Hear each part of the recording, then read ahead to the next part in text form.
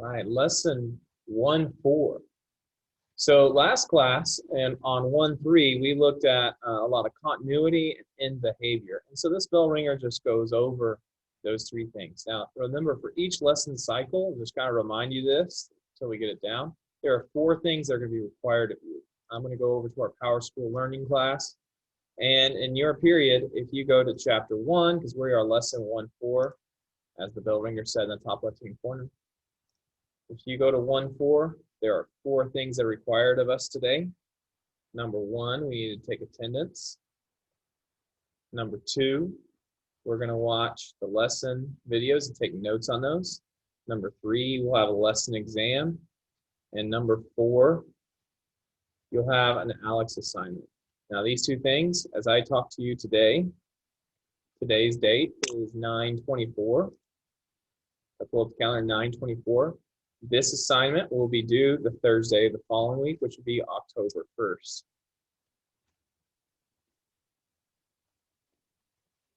Due date at 11:59 p.m. Now, having said that, today is a Thursday, so what's due tonight? What's due tonight are lessons. Oops, that didn't stay where it's supposed to. Let's see if I can just open up a new tab here. Would be lessons 1-1 and 1-2. These are what are due tonight. These 4 things right here.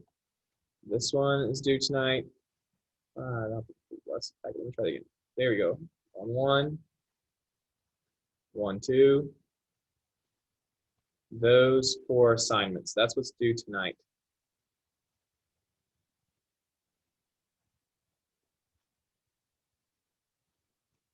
At 11:59 p.m. Okay, so I just wanted to go over that. So if we have any questions after I kind of review what we learned last class, you can ask. So all 4 of these things are due tonight.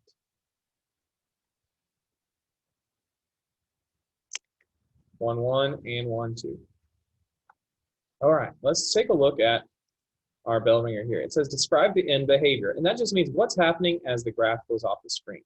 So to help you out, I've actually graphed these using Desmos. Now Desmos is just it's an easy website to go to, desmos.com, and you can just type in the equations as they look, as I did here. But I've copied it onto my smartboard so that I can write on the screen and all that real easy. So here's the first problem. We are looking at the end behavior of this graph. So end behavior is talking about what's happening. It's like what is happening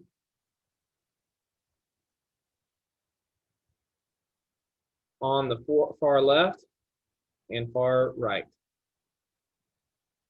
Far left and right. That's basically what we're trying to determine. As the graph goes left and the graph goes up, what's happening? That's what end behavior means. So what's happening on the far left and far right? So if I look at this graph, I see the far left, the graph is doing something, and on the far right, it's doing something. Here's the questions you're asking yourself. Is it going up? Is it going down? Or is it stopping on a point? Or is it getting really flat, like horizontally? So those are like the 4 possibilities. It's either going up, it's going down forever, it's getting flat horizontally, or it just ends with a point. So what is happening on this graph on the left side?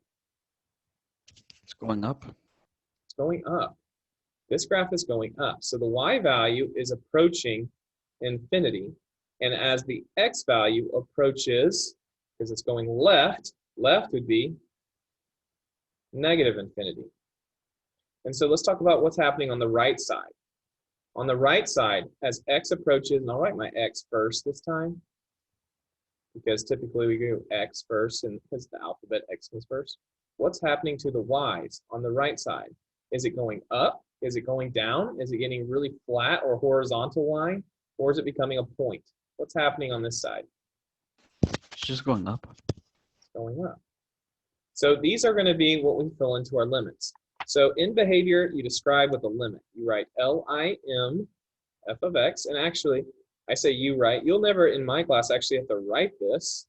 You'll either have multiple choice where something like this is already given to you, or if it's not multiple choice, it'll be this given to you, and maybe whatever's there is like a blank you have to fill into a grid if it's a free response question.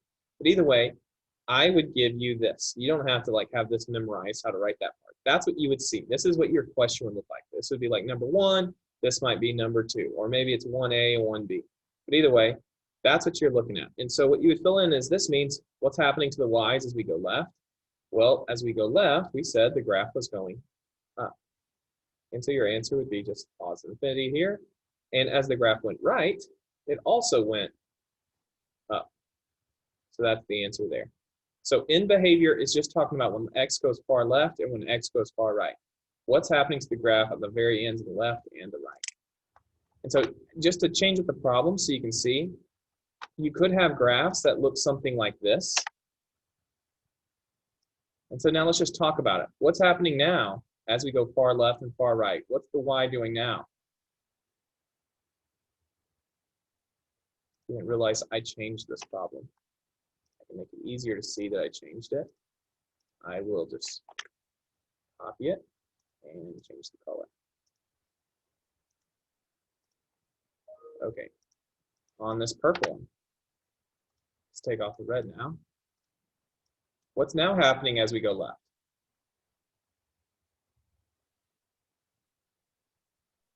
It keeps going up. This one's going up as we go left? We're still on the same graph, mister. Thank you. Gotta get used to Zoom. Sorry. Share everything. There we go. Okay. Now, what I did is I copied this graph right here, and I took away the negative. So now we're looking at this purple graph. I'm sorry about that. So on this purple graph, now what's happening as we go left? It keeps going down. It's going down. So the answer would be a negative infinity. What happens as we go right? It's also going down. It goes down. So now, if this were my problem, instead of having positive infinities, my answer would be negative infinities. Okay, now this graph can end up looking a lot different. Let me show you. So you might get answers that have, or you might get graphs that look like this. And why am I not getting this right? I feel like my graph did not update. Let me try this again.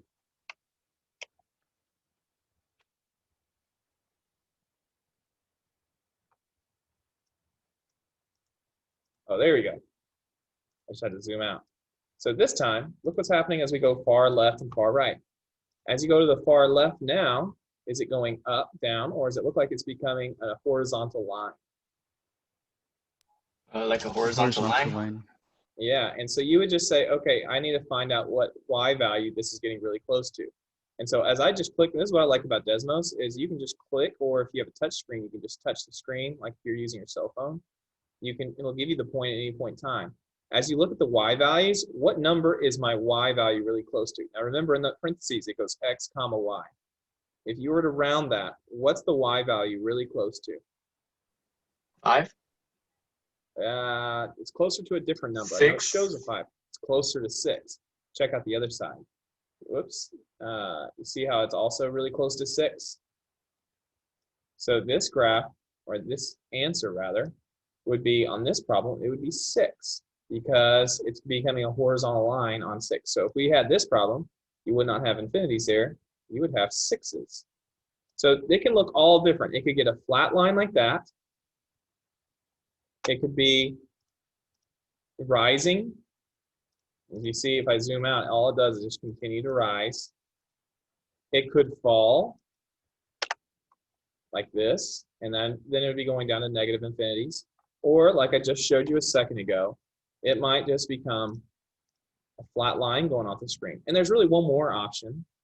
There's one more option. It would be, let me remember if I can know how to type it in on Desmos. You type it in like this. Think x greater than 2. No, that's not how you do it.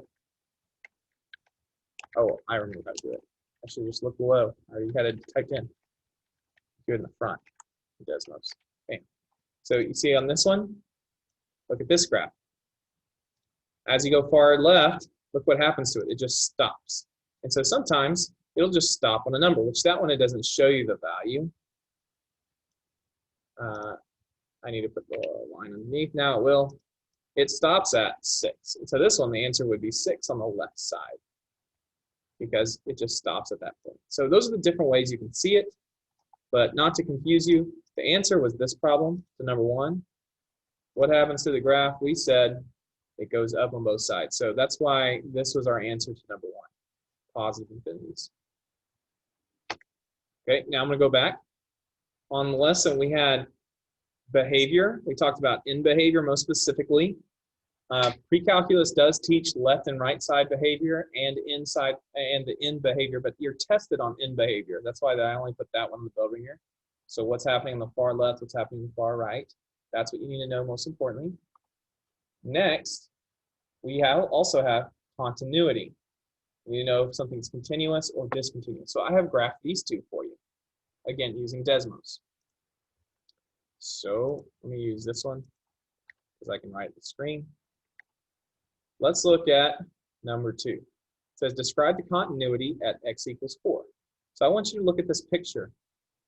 X equals 4, we're looking on the x-axis. That problem says, what's the continuity at x equals 4? Is it continuous or is it discontinuous?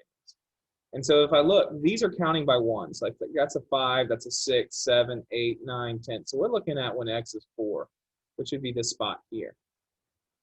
Tell me about this graph when you look at it. Is it together in one piece, meaning continuous, or is it broken apart into 2 pieces, meaning discontinuous? It's discontinuous because there's two, like the lines don't even connect, they're just broken off. That's right. It's discontinuous.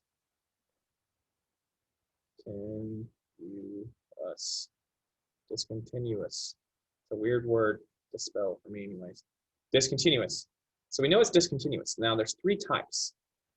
So there's infinite as an option, which means the graphs go to infinity at the break.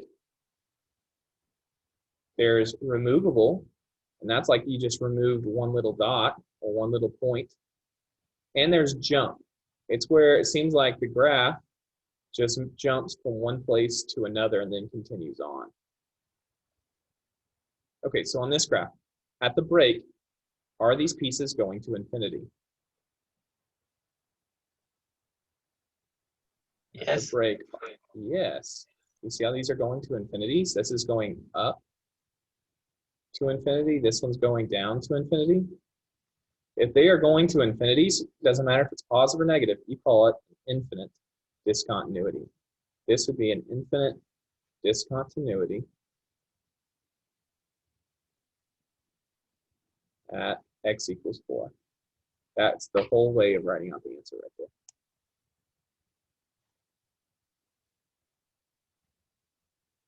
That would be my answer this time.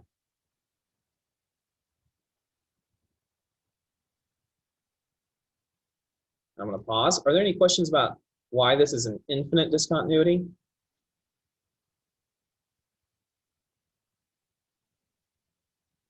I don't hear you yet. So let me ask this question then. I'm going to back up. Why did we say it was discontinuous to begin with? Why do we say it's not continuous? Because like we said earlier, the 2 lines don't connect and they're broken apart. There's 2 pieces. If it's 2 pieces, it's discontinuous. Very good, Joshua. So it's 2 pieces, it's discontinuous. And the reason it's infinite discontinuous or infinite discontinuity is because the graph goes to infinity at the break. Okay, now I'm going to review in behavior. On this in behavior, as we go left forever and go right forever, does it seem like this graph is going, it's just continuing to go up, up, and up, or is it continuing to go down, down, and down? Is it continuing, is it looking like it's turning to go horizontal, or is it looking like it's stopping at just one point? What seems to be the case in this problem on the in behavior? It doesn't seem to stop at one point. It just keeps going. It keeps going, so it's not a point. So what's happening? Is it going up, up, up, down, down, down, or does it look like it's really flat on the ends of the graph? It looks like it's really flat. Yeah, it's getting flat. And so this one, the way your limits would write, if you had to write your limits, which I know the problem did not ask for this, I'm just reviewing it. you'd have two limits. This is the way they would write it. Run out of space there. I'm going to have to slide that over. You'd have two limits. And so on the left side, what would go with the x is a negative infinity. That means as the graph goes left. So if you say, okay, what is happening to the graph as it goes left? Well, it's getting really flat. And if it's getting flat, typically it gets flat at the same number on both sides. As you can see, it's getting flat kind of like on this line. And that line on the y-axis is a 2. So the answer here would be a 2, and over here it would be a 2. Oops, I forgot to write the positive infinity. The answer would be 2's. It's getting flat on 2. That would be the end behavior. In the lesson, I did talk about left and right side behavior. That's when you have like a break in the middle of the graph. For example, this limit, we already have the y right there. We'd say y goes down as x approaches 4. But since this is the left piece, we do a 4 minus, which just means the left piece of 4, the piece that's on the left. And this one would be lim f of x equals positive infinity on the right side of 4. So 4 with a plus after it. Now we're talking about the right side. We go up. The left side goes down at 4. So those would be the 4 limits. Each piece always has 2 limits. The top, or the one end and the other end, each piece always has 2 limits. So this one, since it's 2 pieces, had 4 limits. Okay, let's check out number 3. So back over here, we had describe the end behavior. We did that. We found out the discontinuity here was infinite. And now we're taking a look at number 3. And so I have that graph right here. So this is a piecewise graph. I used Desmos to graph it. And I got this piece, or I got this graph. Now when you look at it, does it look like it's broken apart, or does it look continuous? Continuous? Yeah, it looks continuous to me. The one thing you have to check with piecewise is the number, the x value, where the 2 pieces are exchanging, which is kind of hard to tell on this slide because of how Desmos makes you type it in. It's easier to tell on this side. You have to really check at this x value. So we're going to look at 2. What's happening at 2? And so on Desmos, what you have to do is you have to click exactly on 2. If it says a number for the y, it's continuous. If it says undefined, it's a break. This one gives me a number. Because that's a number, because 8 is a number, it's continuous.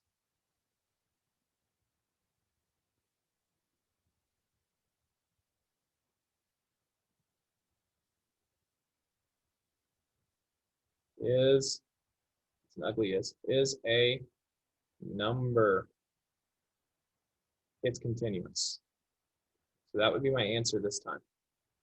It's continuous because 8 is a real number. There's no break in it.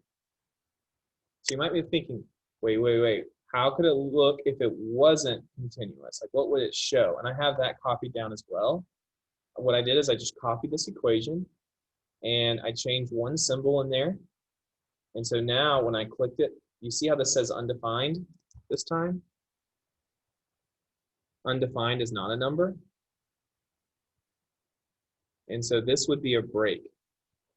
So this one is the edited problem. This one is discontinuous. What type of discontinuity is it? If it's just like a little piece being removed, a little circle like that, an open circle, what do you call that kind of continuity?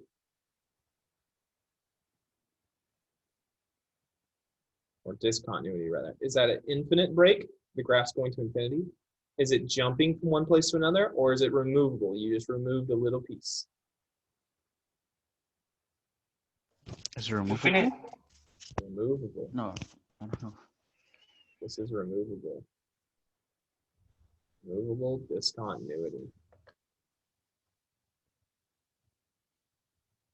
At x equals 2. It's removable since y is undefined.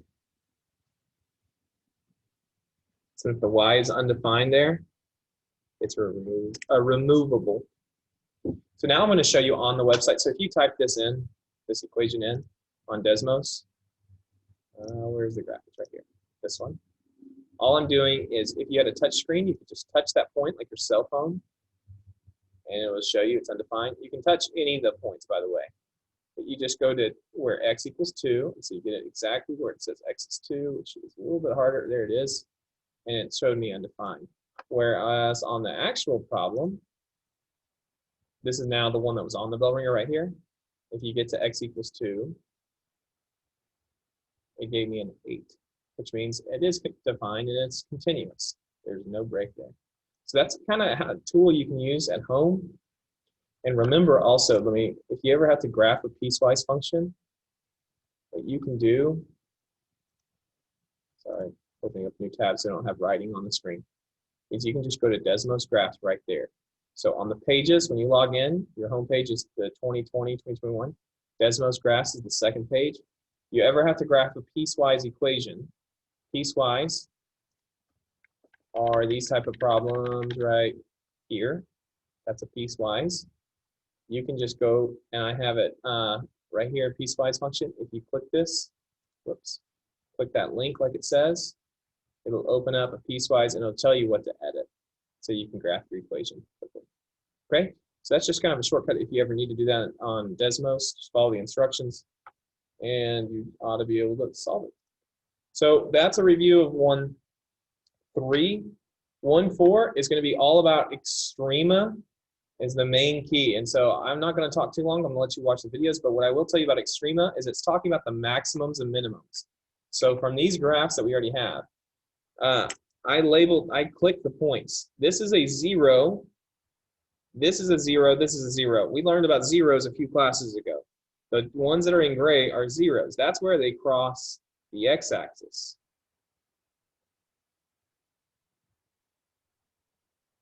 Those are zeros, those 3 gray ones. This gray one is a y-intercept. But if you notice, I click 2 points here. These 2 points are not, it's not on the y-axis, and this one's not exactly on the x-axis, it's slightly below it. Those 2 points, this is what's called a local maximum. This one's actually a minimum too. So this would be a minimum. I'm just going to write min, it's a minimum. This one is a max. Because you're looking at where it's a hill or a valley. This is a valley. This is a hill. It's the highest point on the hill, so it's a max. This point is a minimum because it's the lowest point right there, a min. Today you're learning about the maxes and minimums. They call those extremas when you combine them together. So if you ever see the word extrema, it means the extreme highs and the extreme lows. So this is the low point, high point, low point on a hill or a valley. You don't talk about these because it's not a hill, it's just going up. This is just going up, there's no hill. You have to have like a hill or a valley. That would be a maximum. That would be a minimum right there and another max. So a hill or a valley is how you get those. That's what today's lesson's mostly about. We have average rate of change. That's a slope at the very end, but most of the class is about to be extrema.